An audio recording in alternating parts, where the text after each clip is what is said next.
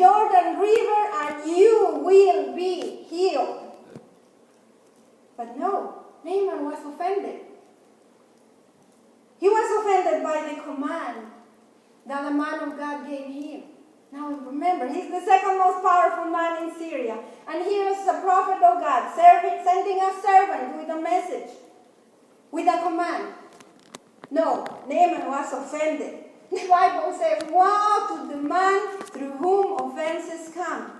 But I can tell you this morning, woe to the man who's easily offended.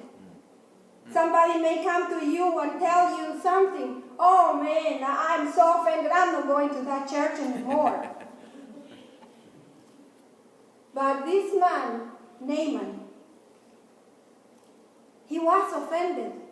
And he was about to miss the opportunity to receive a miracle in his life. Naaman was so offended, he was about to miss the blessing that God had for his life. He got offended because his ego was hurt. Nothing was going the way he was expecting. He had imagined the man of God, Elisha, receiving him and invoking the name of the God of Israel and pronouncing his name and making some magic movements over the leprosy, and then he will be healed. He thought about it. But there were servants, Naaman's servants. They intervened. They were men that know what it is to be humble.